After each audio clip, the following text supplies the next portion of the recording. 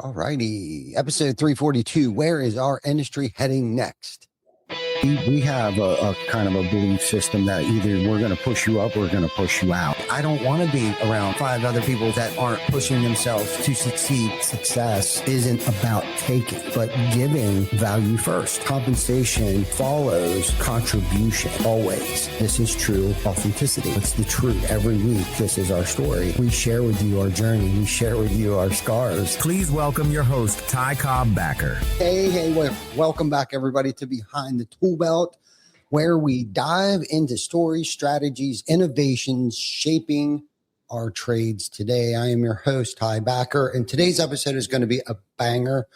I've got an amazing guest on the show who has been on the show before, Travis, who is the president and CEO of Roofle.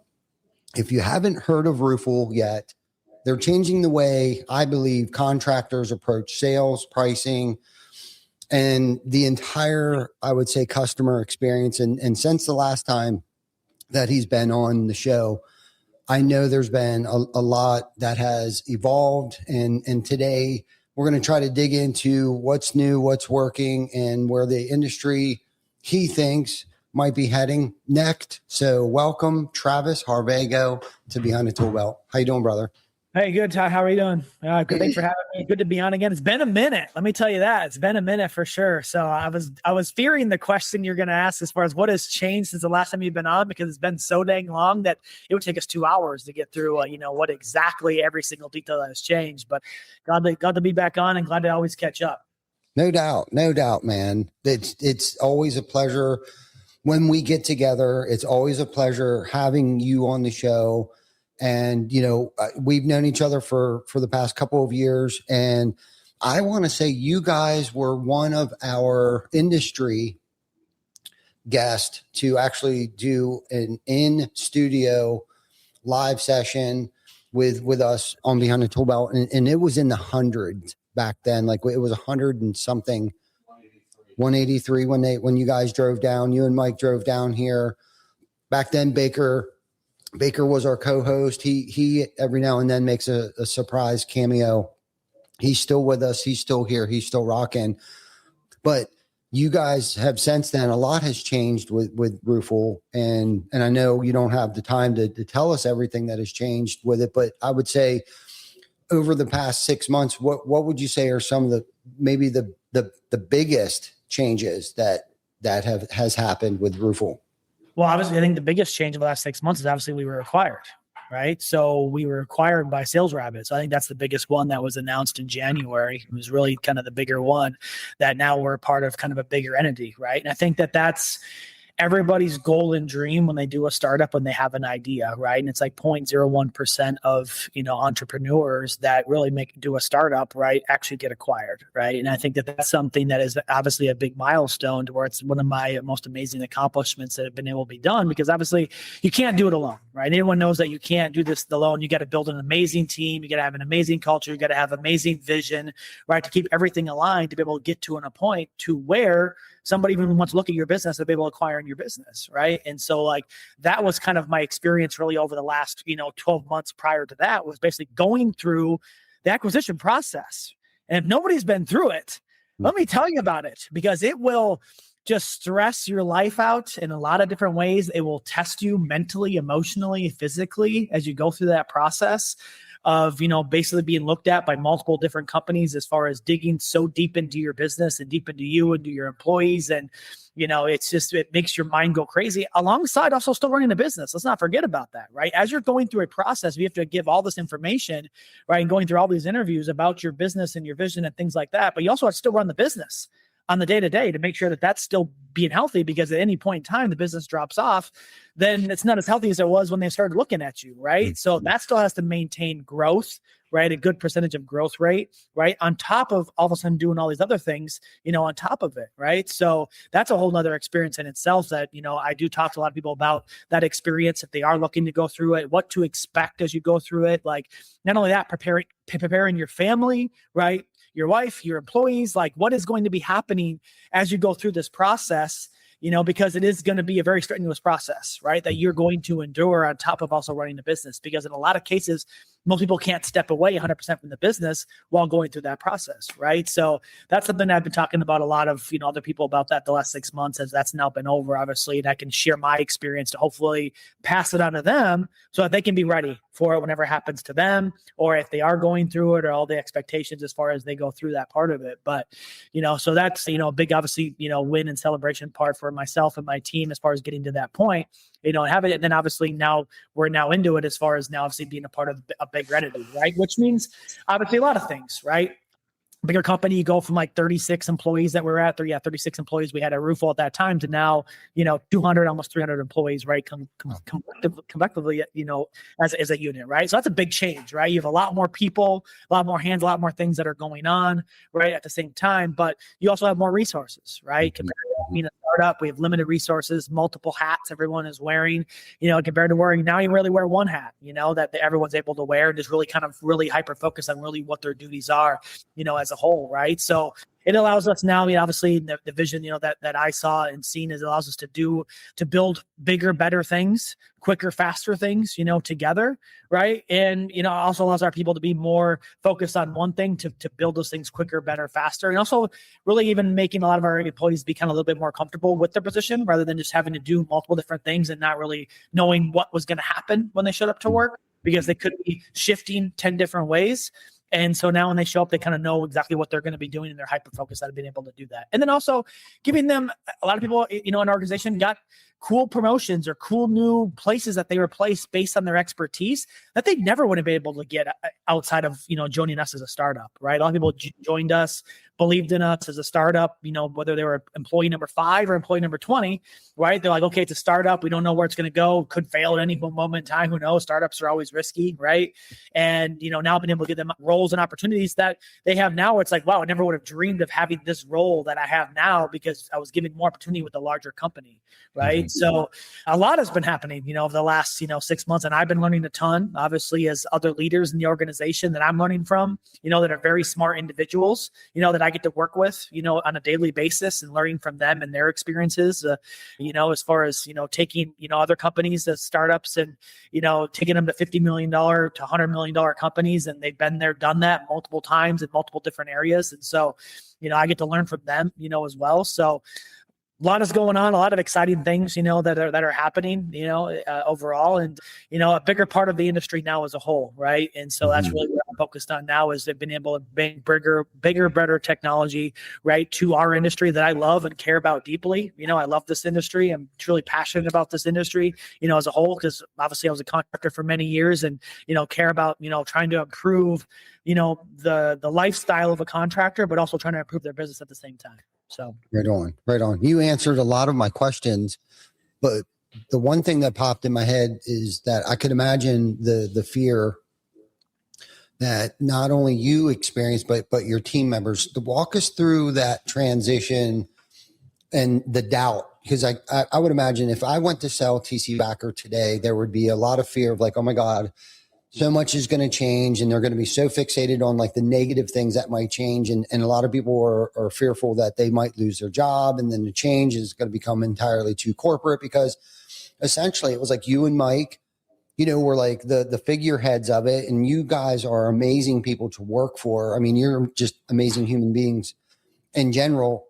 And I can only imagine working for you, how amazing that would be. So walk us through that first transition, because it's been a couple months now. So I'm assuming people are probably settling in, like you had mentioned. They got new roles, new titles, and get to work with new people.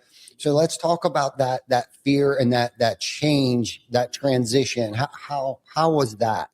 Yeah, that's always a tough one, right? And you want to reassure, obviously, your employees, right, that, this change is obviously going to be a change. No doubt about it, right? Mm-hmm. Like, it's going to be a change. I'm not going to hide that from you, right? There are going to be changes. It's not small startup ran by myself and making all the calls and decisions anymore, right? So there's going to be changes, right? There's going to be chain of command. There's going to be these things that you join a larger company that's now essentially, right, a corporation, right? Like there is going to be changes, right? But, just assuring them as far as like what these changes look like, and trying to be as transparent as you possibly can be, as much as you can be, keeping them updated about what is going to happen, where it's going to go, We assure you that everyone here is going to have a role, right? And that was reassured to everybody. And they saw that, right? As the process, happened, right? They believed in what I was telling them and how it was going to look. Like, I don't know 100%. I don't know where all you're going to be placed. They're going to evaluate our talent and say they fit more in this role, and it's where they want to be anyway. So we're going to move them. So everyone is going to be evaluated, but assure that everyone is going to have a place. Now,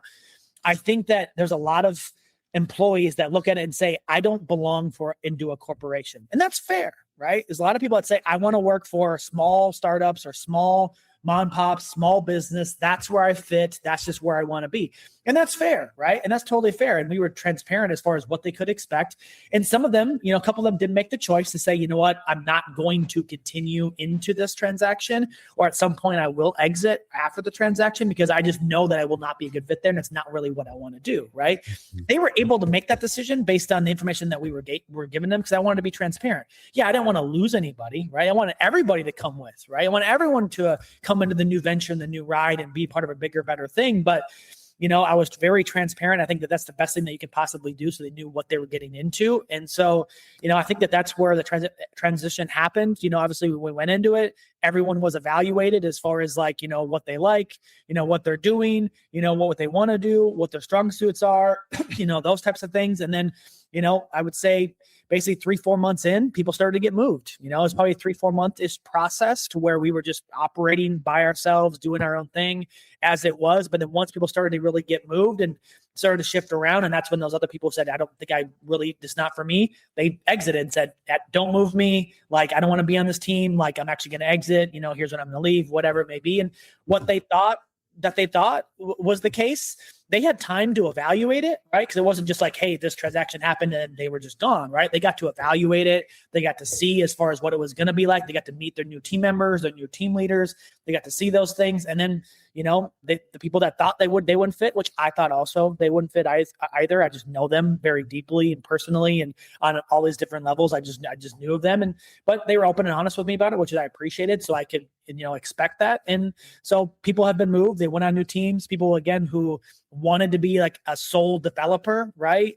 They could never do that before. It was hard to get in, right? Well, they got moved to the developer roles and engineering roles, right? They got to move to all these different places they wanted to go. They got moved to those teams. They got to do those jobs. And so I think the transition and the move of people happened as smooth as it possibly could, just because I was as transparent as I possibly could be and reassured them as far as this is what I know, this is what you can expect. And for 98% of the situations, it happened and went down exactly how I explained it and how I thought it was going to be. And so I think that's where they just felt like, okay, I'm comfortable with it and I feel good with it. And this is just how it's going to go. And again, some people will say, that's probably not for me. I understand what this is going to be. Probably not for me. And that's just, the way it goes. And as a business, right. And the best movement for the business was doing something like this overall for the long term, right? Because I'm looking at this from another 10, 15, 20 years down the road, not just, next year or the next 6 months. Right. And so is it best for the business? And unfortunately, that was the change the business needed overall. And unfortunately, some employees just may not come with for the ride. So. Yeah, for sure. And it I feel like I want to say, but I don't have much experience. I mean, I've heard a lot of horror stories when companies get acquired, but it sounds like it was a very smooth transition.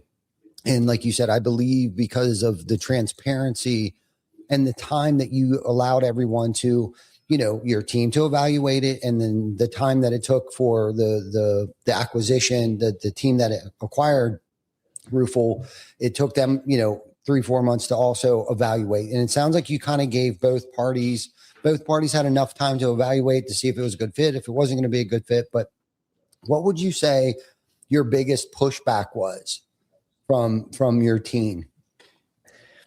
The biggest pushback is obviously the culture that we built here. And again, like Roofle had the most amazing culture, right? We built the most amazing culture like that I've ever seen. Everyone always says your culture there is incredible, right? And again, that's something that you can't mandate in a business and say, I'm making this business and the culture is going to be like this. The culture is formed by the people, right? Like the people are the ones that form the culture.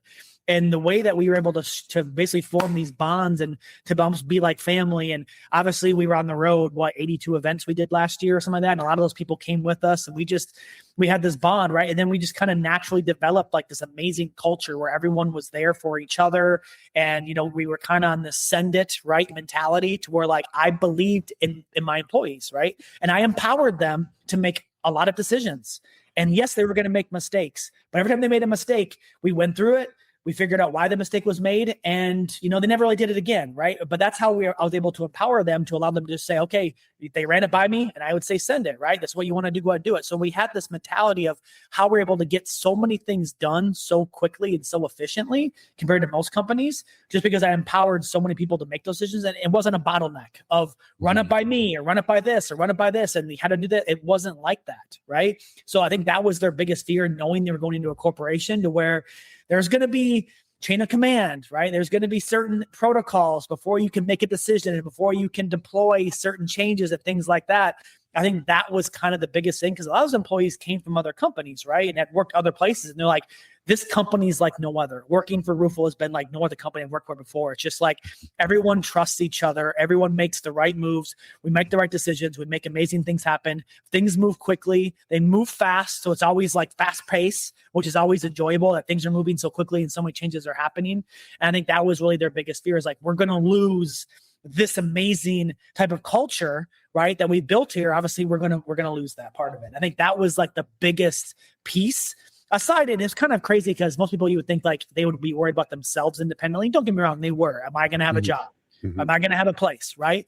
But aside from that, it was always, well, what about the culture, right? What about what we've built here, right? And how is that going to look, and how is this going to feel, and how's and so I think that was really kind of one of the biggest concerns that was brought up to me, was the culture that was built here.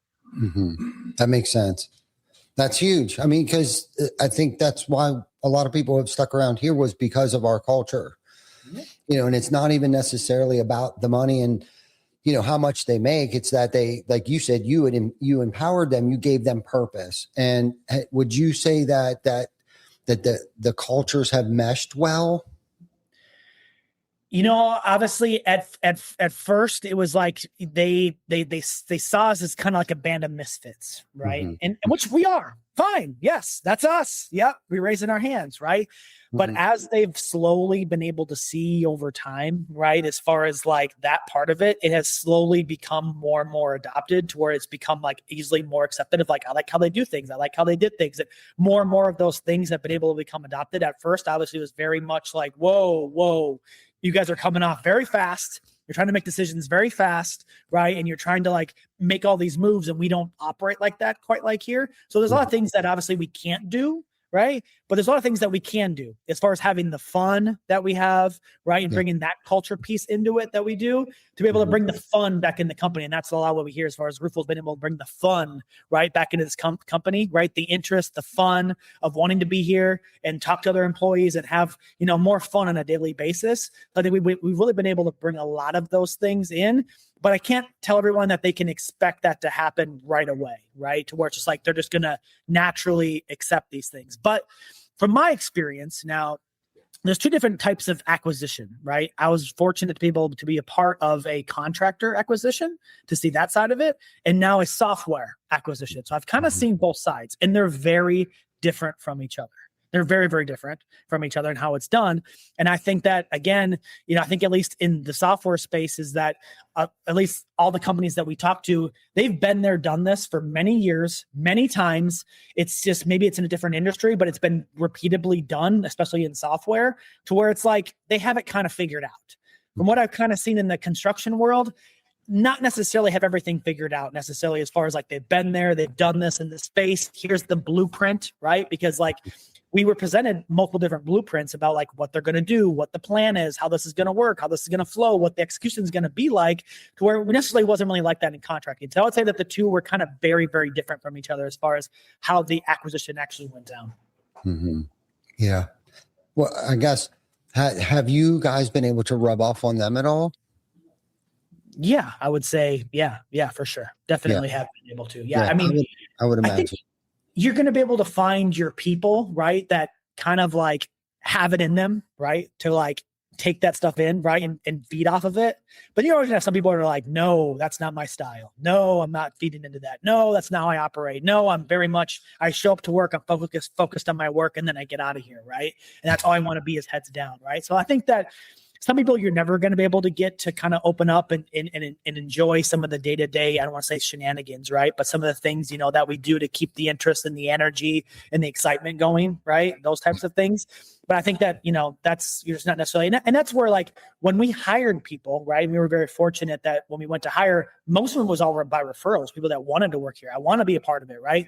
We would interview them and like, they're going to be a great fit for our culture, right? And obviously, as you come into a larger organization, they obviously didn't hire that way. So you're going to have some people this way, some people that way. So I would definitely say that there's a decent sized group, right, that we've been able to kind of rub those pieces into there and to be able to bring that fun back. And we've seen it as far as people saying, hey, we want to bring this back. We had this years ago at SalesRabbit, when we were a startup.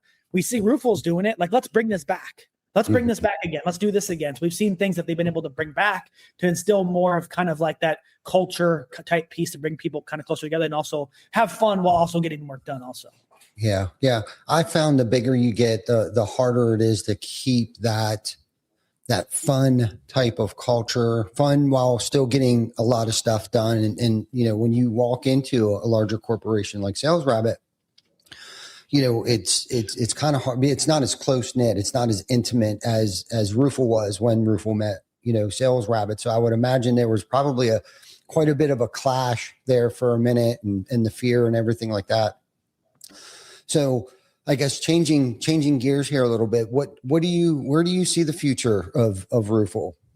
Yeah. So, I mean, again, the future here is obviously looking, pretty bright overall. And obviously now we got SalesRabbit and obviously RoofLink's a part of it as well. And now obviously Roofle, right? So we got 3 different companies, right, coming together, right? So you got 3 different forces, being able to work together to be able to put together some pretty amazing technology. And here in about a couple of months, I'll be able to talk more, about some pretty cool new features, some new releases. But I'll tell you right now, we've been working on some pretty cool stuff. There's a lot of smart individuals here, even in the development, tech, engineering space, that we now have access to, right? And to be able to work with alongside with, aside from obviously, building out some cool new things, obviously for Roofle alone, right? But we want to be able to work together with the other companies, right, that we're a part of, right, to release some really, really cool technology that will help streamline everyone's business, right? And be able to make their business easier, right? And even bring in some new, cool, innovative technology that no one's ever seen before to the industry that people will be like, just like we did, 3-4 years ago,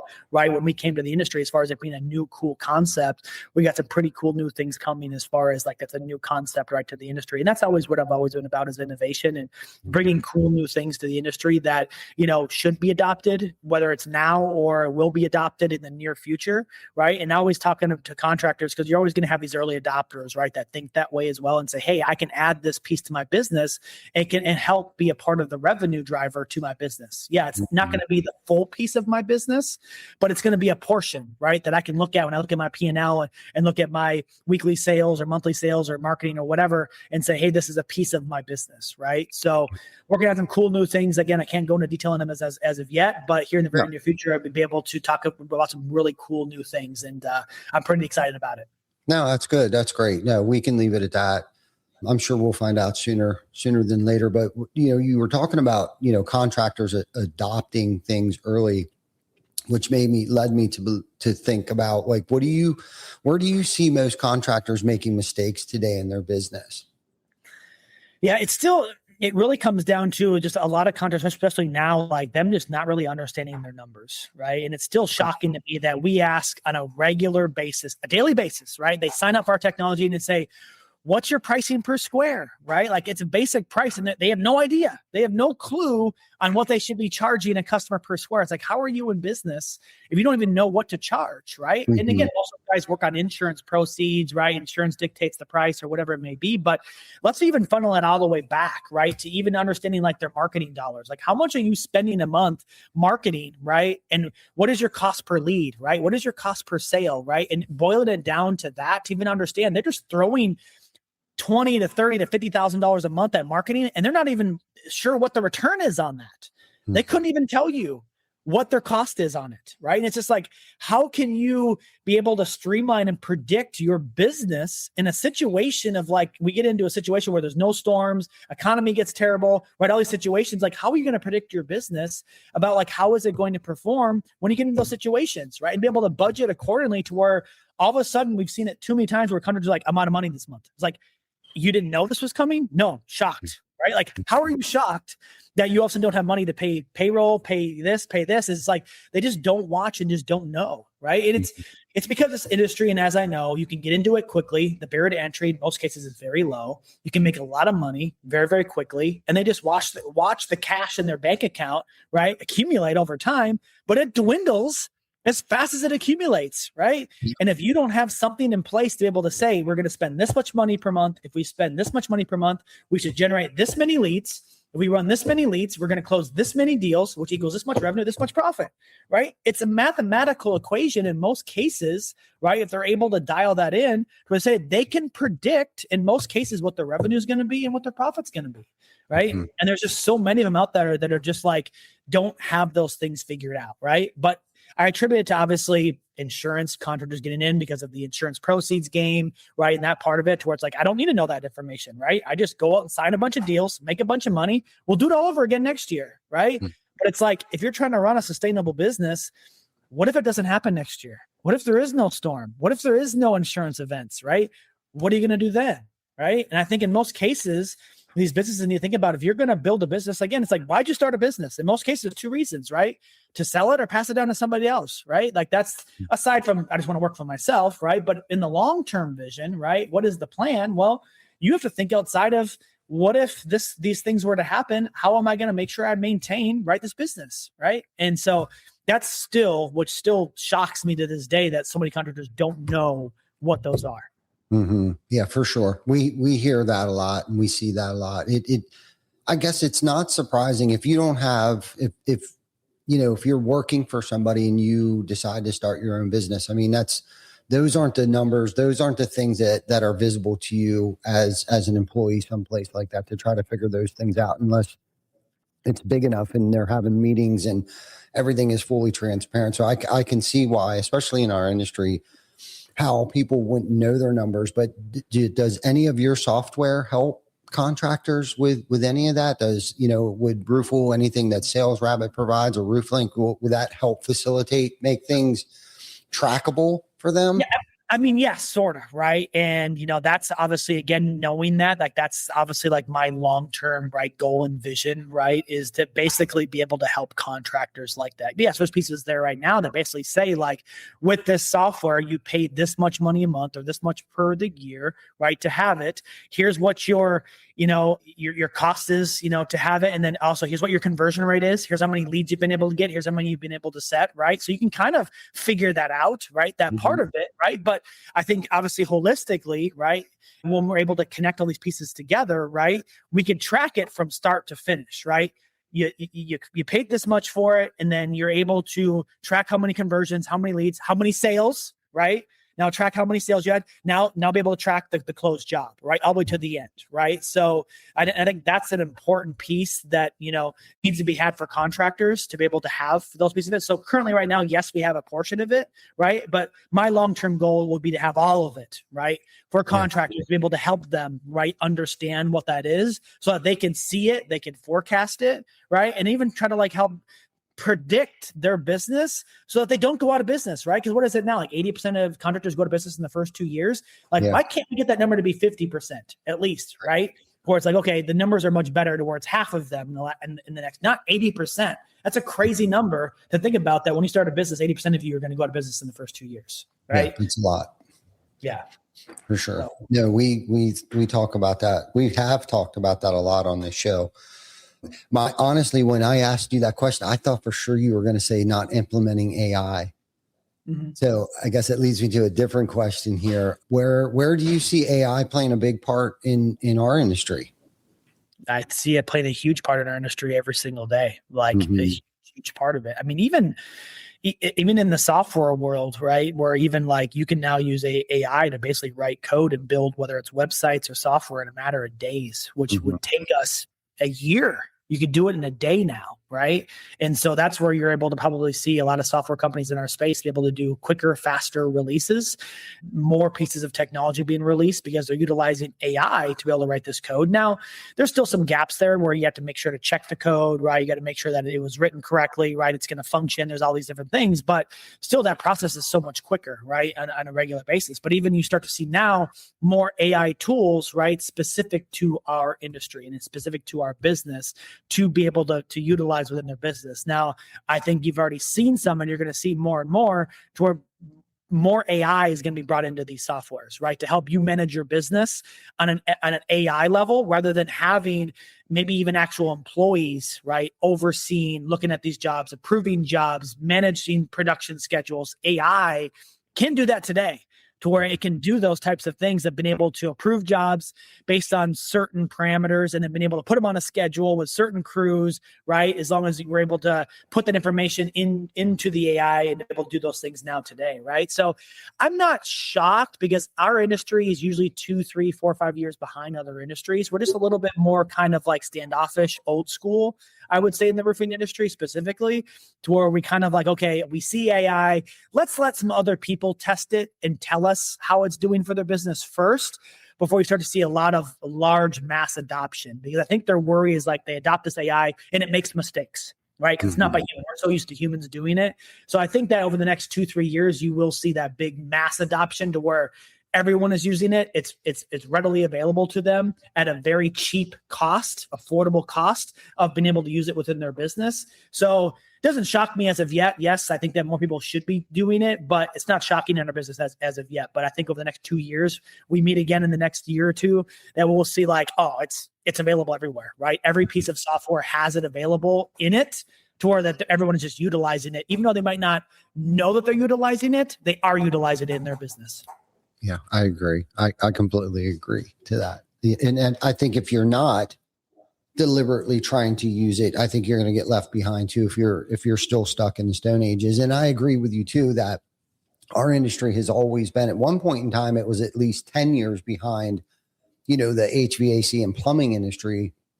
But I'd say over probably the past 5 years, we've really, and because of people like you and Roofle and Joe Huffman and, companies like SMA and Roofle have really, and all the CRMs out there, RoofLink and Job Nimbus, like you guys have really brought us out of the Stone Ages and have brought us into a more professional, atmosphere where like we can track our numbers better. We know cost per acquisition. We know, where our leads are coming from, what's working, what's not working, all of these things because of the tools that you guys from the tech side of things have brought into our industry. We have been able to exponentially, and I mean, grow our businesses, allow them to run a lot smoother, track our numbers a lot easier. So having said that, like where do you see our industry in like the next 3 to 5 years, and how should us contractors prepare for this shift? Yeah. And just like we talked about as far as AI, and I truly see that in the next 3 to 5 years, you're going to basically see all-in-one CRMs, tech stack platforms, right? Because right now, as a contractor, when they start a company or they have a company, they have to go out and build their own tech stack, right? They have to say, okay, I'm getting a CRM. I'm going to bolt on this. I'm going to bolt on this. I'm going to bolt on this, right? They're just got some other bolt-ons that are out there. And as you start to see, especially with like, Service Titan and things like that now coming into our industry, right? Where they're more advanced pieces of software. But I think, in the next 2-3 years, it's basically going to be like, this is just what you use, right? You use this platform. They have all the bolt-ons figured out for you. They're all a part of it. They all use it. They utilize AI to be able to communicate the different pieces together where it automatically does all these things for you. And it's like, you don't have to worry about paying 10 different bills to different pieces of software you use. You pay one bill, right, to one piece of software that has the full tech stack already there, already built out. and done for you. And that's all you have to worry about for a contractor, which is nice for a contractor when you're looking at it from a perspective of like, these different bills that they have. Do they pay this one? Do they have this one? What are all these things for? It's just one bill covers everything. But I think as far as an industry from this standpoint, as far as software, that's where we're going to be, to where it's like a lot of these, bolt-ons really won't exist or be there. It's going to be like these CRMs have all these things built into it, to where it's like, this is what you use and it's all built in there. Now they have to think about it from a perspective as like, if they're using these other add-ons, now they're going to have to adjust their business to how that add-on works into that main piece of CRM or whatever, right? Mm-hmm. So that's what they have to adjust to. But it's not going to be a major CRM migration, right? That a lot of contractors fear that they may have to do as far as migrating their entire CRM. It's just adjusting maybe some of what these bolt-ons look like, right? And how are they going to use them? How are they now going to function within the business? But if it's all built in, all in one, well, then it's all talking to each other. It's easily going to be able to communicate back and forth. Like right now, when you have an integration, it's mostly just pushing. It's not a lot of pulling and pushing. It's all just pushing into one place. When it's all built into one spot, now you're pulling and pushing from this piece of the software. And so it makes everyone's life a lot easier, to where they're not just worried about one thing pushing in and funneling into one spot overall. Right on. Right on. Yeah, I agree. 100%. I know that you have a hard stop here at 1:00. So we'll try to wrap this up here. So before we wrap this up, and I know we talked a lot about, where you're at, where Roofle's at, and not necessarily where you're at, but on a, I guess, trying to wonder, I'm debating if we should dive into any personal stuff, unless that might take a little too long, but like, where are you at personally? Like, give us, change gears here completely. Like what's the last greatest thing that you've done for yourself to kind of unplug and rejuvenate and refresh yourself in order to maintain at the high level that you're at right now? Yeah, because going through that process the last 12, 18 months, right, of going through that, of, running the business and trying to get acquired. And obviously when that's all over and it's done, right, like you would think that you'd be able just to kind of relax right after it's completed. That's not the case, right? Once it's completed, it's like now the work really starts, right, of bringing this stuff together, making sure your employees are comfortable, right? But then it really was kind of like April timeframe. It was like, okay, everything's starting to kind of mesh really well. I can actually take some time off, where I never took really any time off as far as a week, maybe a day here or there that I had to, right, over an 18-year period or 18-month period. Was that like in April I did, and I went on the scuba trip, right? It was like the time where I could actually unplug, right? Mm-hmm. And so Eric Obrump, puts on this great, exhale, scuba trip that I've heard about for many years. Like, Travis, you got to go, you got to unplug. Great other business leaders, great other people there, entrepreneurs, right? You can have a conversation, you can actually unplug, which I was able to do that here, in April, right? And it was like, shoot, I didn't know if I could do it. And then it was 2 weeks before. It's like, I think I can actually do it. I can take this whole week off and actually go do it, right? So I committed 2 weeks prior to actually doing it. So I had to hurry up and do my book work, go get scuba certified, go do the pool work. When I had to hire a private person to go and take me to the pool to get it done in time. And then we went, on the trip. I got to do my checkout dives there, on the trip while we were in the Cayman, right? There were 6 other guys there with us doing the checkout dives. We got to do that. And, overall, it was the most amazing experience I'd ever been a part of, as far as being able to not only unplug, obviously, from all the business things that were going on, but being around other great individuals, smart entrepreneurs, great people just all around, to be able to learn from them, build relationships that we will have and friendships we'll have for the rest of our lives, right? Based on this trip we're able to experience, right? Because when you're under the water, right, and be able to work together of really kind of survival to make sure everyone that goes down comes back up. Right. Whatever that takes to make that happen, we got to make sure we stick together as a group to make sure whenever we go down, we all come back up, together as a group. Right. And so it was just an unforgettable, experience to be a part of. And, even from the scuba is only so much of the trip, right? You only get to do so much scuba diving, in a day, but just even to be able to be a part of, like, talking to these other great individuals and how they started their businesses and where they're at, and kicking ideas off of each other about, like, what to do in business. And then also just even personally, and then even to have like personal coaches come in, right? About, even to be able to do like meditation, right? And fitness and diet and just all these different things and how they affect your body, right? Overall, not only now, but over the long term, right? Of your life, right? And how stress is part of it. It's just being able to do those types of things and being in a great location with great people and being able to do that stuff, and plenty of stories to be shared. I got in my fair share of shenanigans there of going down a little bit too deep on the dive, and somebody had to come and get me and rescue me back up, and all those different types of things that happened. But we were able to have a lot of laughs. It was a great time, and I highly suggest that anyone that gets the opportunity to go, they should go, because it truly is. And everyone told me it's a life-changing experience, and I was able to experience it this year, and it truly was a life-changing experience. Like after that, being able to be not only refreshed, but also just having a very different viewpoint, obviously on life. I've been able to unplug and get away with amazing individuals and experience, just epic things with epic people, right? Saying that people say, right? And that's really what it was all about. I've been able to do that part of it. So that was really kind of the highlight, right? I've been able to do after a long journey, right? And been able to really experience something that I've wanted to do the last 3 years, just never been able to unplug and do so over that period of time. I've been able to do it, and I was able to this year. So it's pretty incredible. Yeah. I'm glad you got to experience that, because I got to do a couple of years with Eric. And what's cool about Eric's little retreat, I guess, the Exhale retreat, is that it's not just open for anyone. Like Eric takes his time and handpicks and selects people to come on this trip. So it's special in that way. But the quality of people, like you had mentioned, the business owners and entrepreneurs and visionaries that are on this trip, yes, the scuba part of it is definitely life-changing. I mean, it has changed my perspective on life and the things that I got to experience. I saw sharks. I had like a 300-year-old turtle literally come up, and I was able to touch his head, and, and all these crazy things that go through your mind. What if I run out of air? Da, da, da, da, da. And it was like, all of a sudden, and the trip's called Exhale, just breathe, and all of a sudden here came this turtle. Like it had shit growing on it and moss. And I mean, this thing had to have been at least 200 years old. And he came out and he was so colorful, and you could see the coral growing on him and these other things. And he looked me right in the eyes, and I was able to touch his head, and then he swam away, and then he came back, and I swim like this. Okay. So he came through my legs and came back up. And at that point in time, I knew I just needed to stop fighting. Whatever it was that was fighting down there, because I almost feel like my body and mind just went against everything that was happening. And I wasn't necessarily able to relax. And at that moment, and that might've been like during that time where you're with your trainer, and they're going through all the worst case scenario, rip your mask off, shut your air off, and all of like the worst case scenarios. I'm still debating, like, I don't know if I like this. I think I hate this.